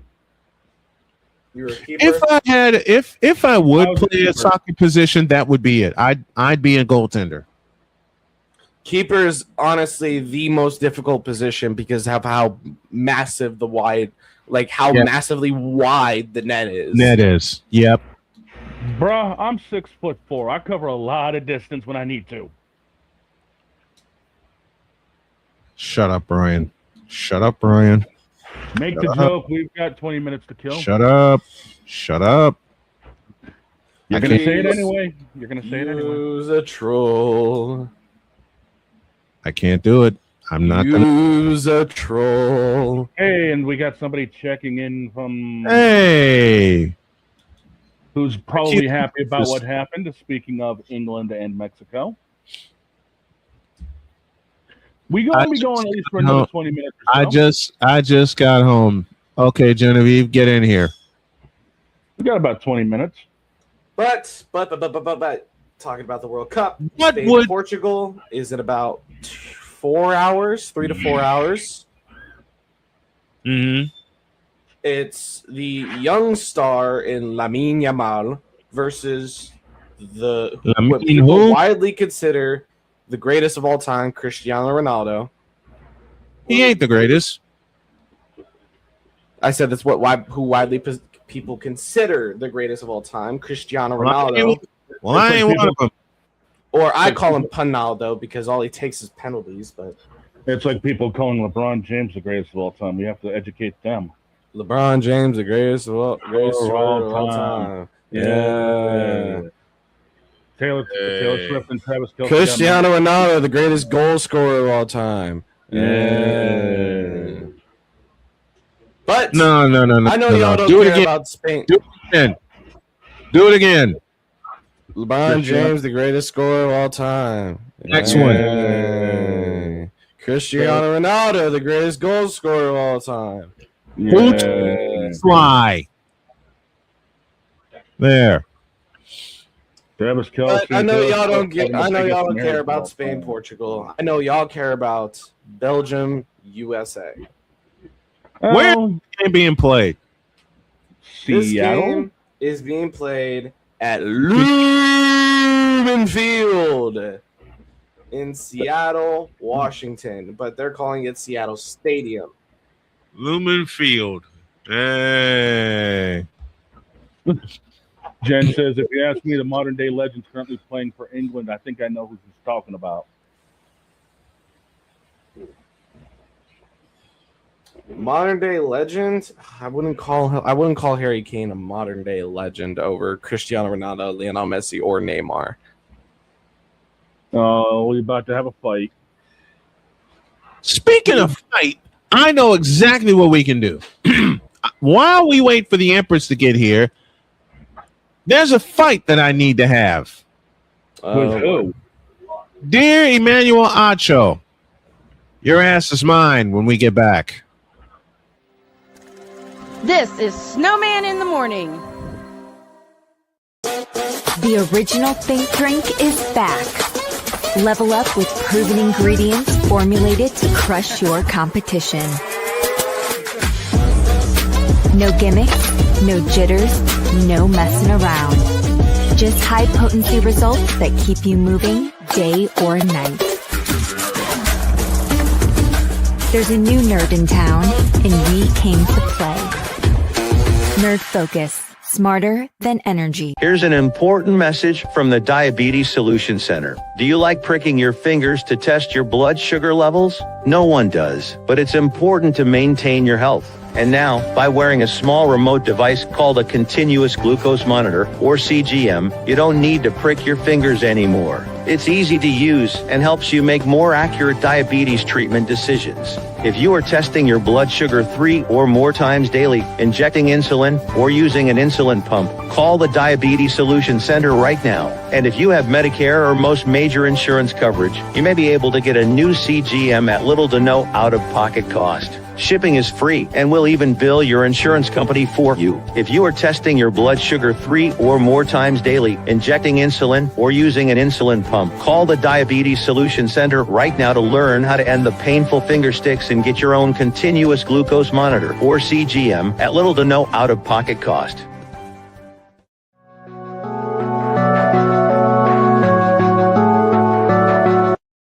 I want to do a TED Talk, but I don't have anything to talk about yet. I'm getting there. Life is for the living. We're not here that long. You can learn anything you want to learn without any money spent. What do I really enjoy? What do I really want out of life?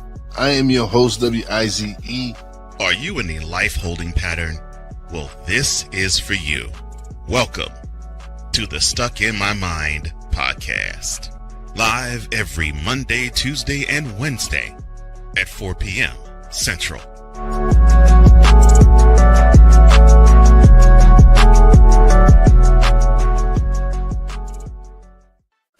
Drew Willingham. In this case, yeah, you put the blame on Kyle Shanahan for apparently not preparing the team enough for the overtime rules, supposedly. Cole Johnson. Peyton was considered the winner, and he was the darling of all darlings for Gerald. With a special appearance by Tyrone Alizé McDummy. Ain't nobody calling me. Text delete, delete, delete, delete, delete, delete. Join these two football enthusiasts as they give you Total Football Talk. Live every Monday at 4 p.m. Eastern, 3 p.m. Central on the Sertoba Media and the Comey Media YouTube channels.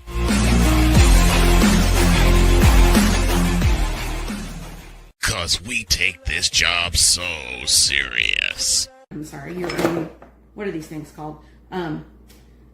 Spices? Spices, thank you. My brain went bleh. What in the all types of blue hell? This is Snowman in the Morning.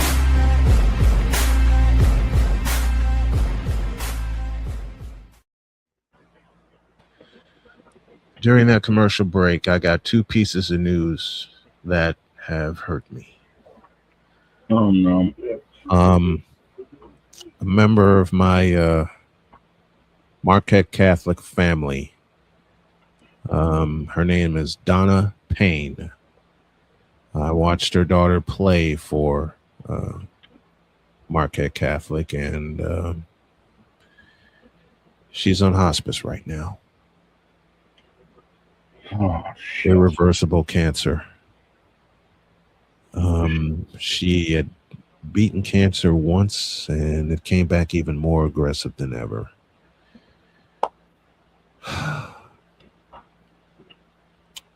And from what George has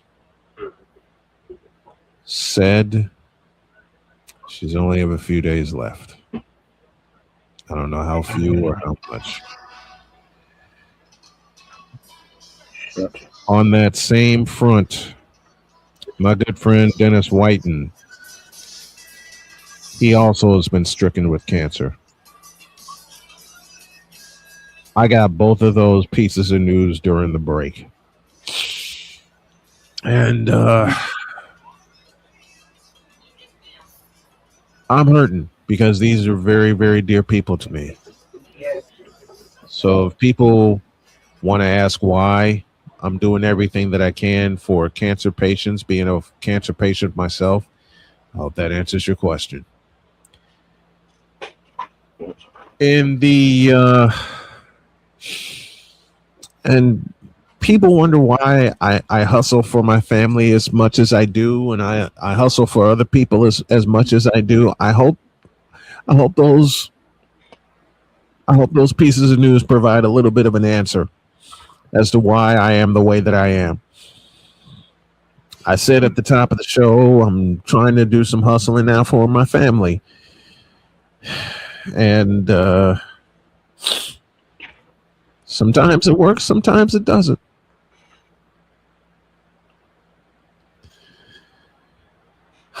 As many of you guys know, I lost both my parents to cancer. Later on today, I'm going to post Dennis's GoFundMe so he can get some help. I know I still need help, but I want to help others too.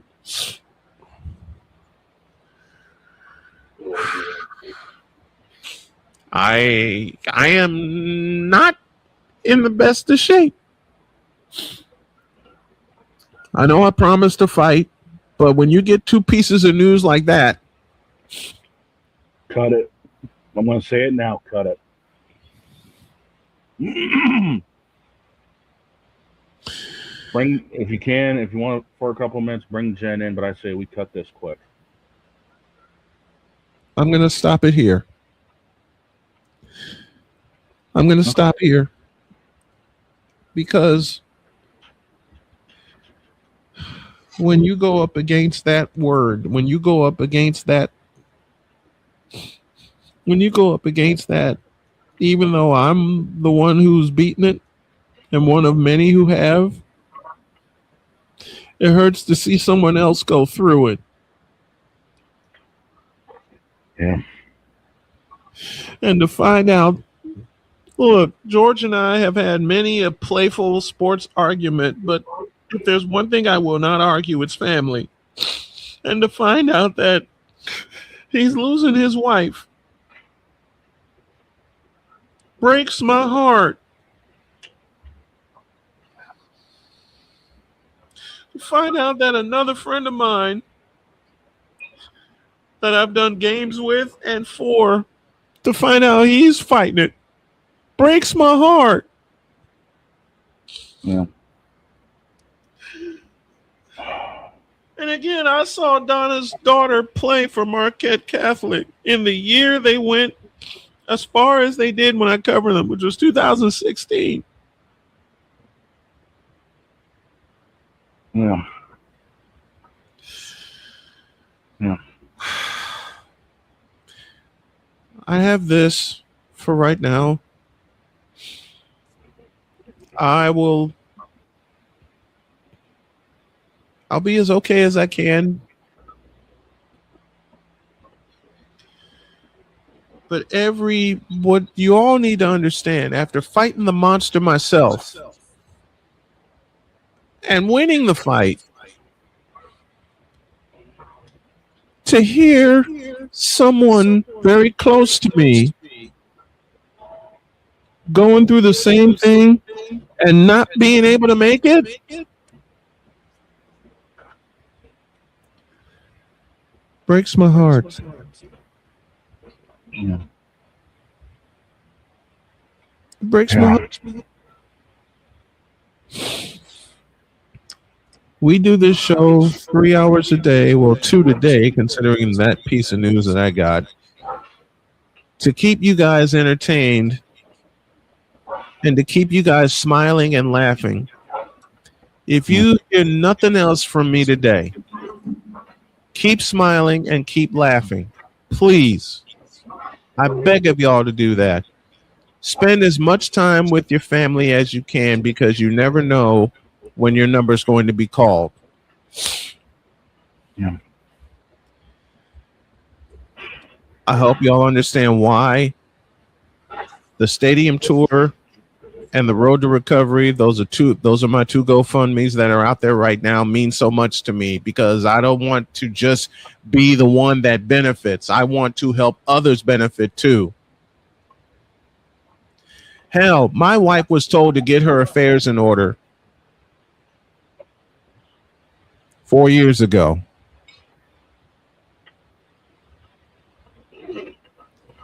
Am I glad I'm still around here kicking? You better believe it.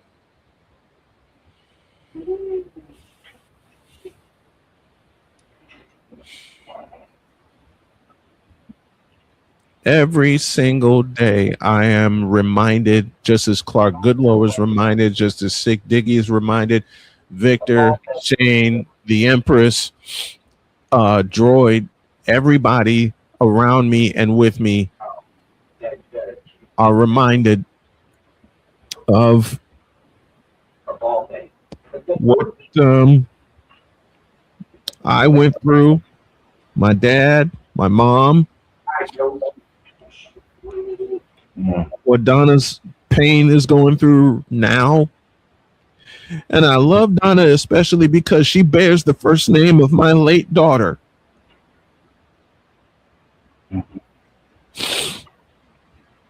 And Donna didn't even make it to 3. She was 2 when she passed. So Donna Payne, we love you dearly. George, we love you, brother. I personally know the fight that you're going through. Both sides of it. I was about to say, unfortunately, it makes 2 of us because it's still fresh in my head what happened with my dad 4 years ago. Losing him to stage 4 melanoma. And to this day, you know, I still can't watch a doggone NASCAR race without choking up a little bit thinking of my dad. You with NASCAR, me with baseball.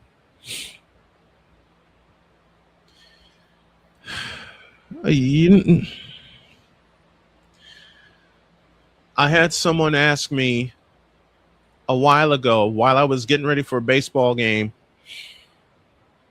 and I haven't been able to do baseball for much of this year because I miss Dad. When I got this gift from my daughter, and it's the old school Cincinnati Reds logo. Anybody who remembers this? I got this from Cheyenne, and I'm trying to get some help for Sonia and my family.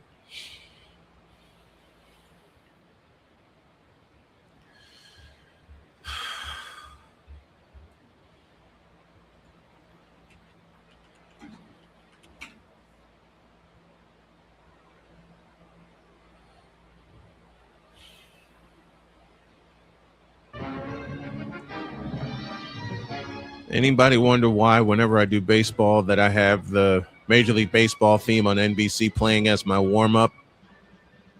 Brings me back to the time where Dad and I would watch baseball every Saturday afternoon. I lost him to prostate cancer. I had the hell scared out of me with cancer twice.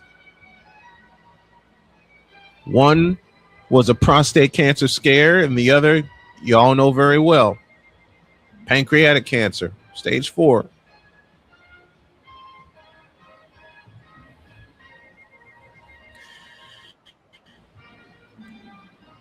I'll say it again.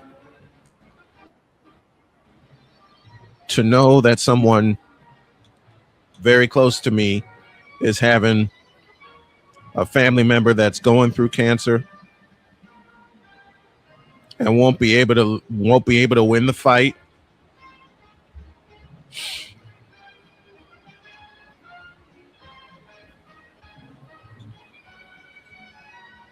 It's heartbreaking to me. Mr. George Payne Jr., we here at the Snow Crew love you dearly. You and Donna. I can't tell you personally how much you two mean to me. I mean it. George and I can fight all the time about who's the best in basketball, but when it comes to family, these two are family to me, and they forever will be. It took Marquette Catholic to bring us together.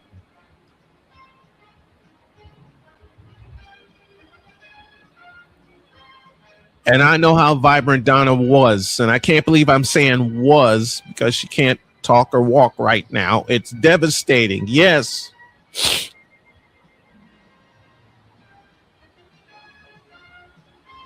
We love you, George. We love you, Donna. We're here for you and with you through it all, man.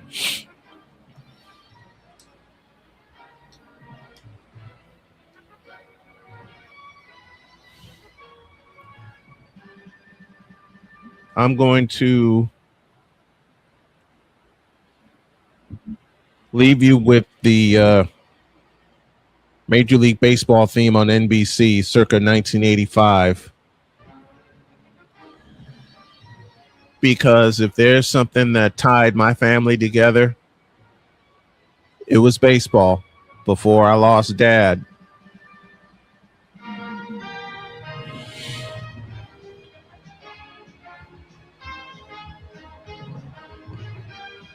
Think of that opening sequence, Pops. That was our Saturday afternoon. Either we watch it or we go out and play it.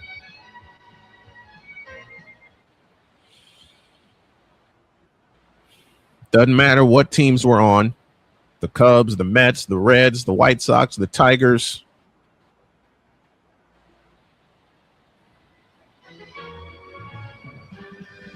I'm glad I'm here carrying on your legacy, William.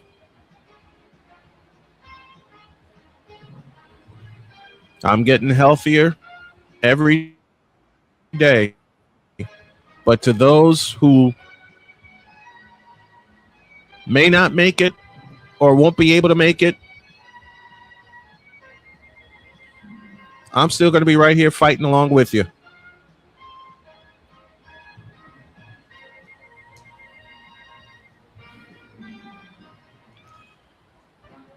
And again, it just hurts so much to hear this piece of news. And I know it hurts Shane also because he lost his dad 4 years ago. And to my buddy Dennis, we did some football games together, buddy. He's helping me getting my life back together. And to say that I appreciate everybody that has come along this ride with us, not just for today, but for the past 12 years, almost 13, doing Snowman in the Morning.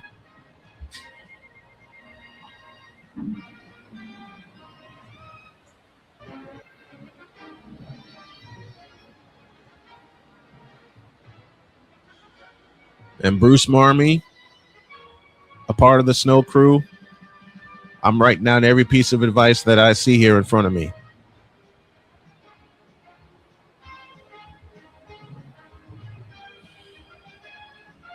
I'll say it again before we get out of here. If y'all can help me and my family just get a little bit through today, a Cash App would truly, truly help. And I'll say it again, it's not just for me, it's for my family. I'll be with BGS later tonight as we talk the happenings in the W and NBA free agency. My other buddy, Chris Hilliard, he's going through it.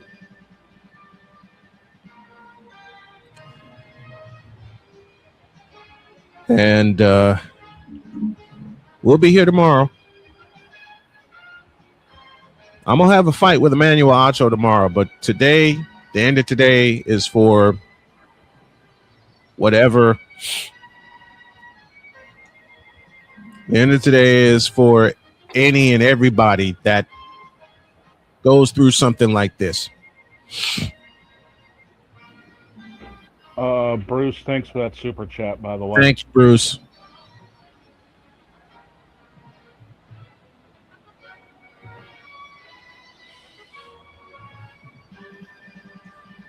We're going to let this theme take us out. Have a great day. God bless. Remember to make your next move your best move. And always remember, if your dreams don't scare you, they're simply not big enough. Dream big, do bigger. And to all the cancer patients I know and the ones who all come to know, keep fighting. Stay in the fight. And if you can, finish the fight.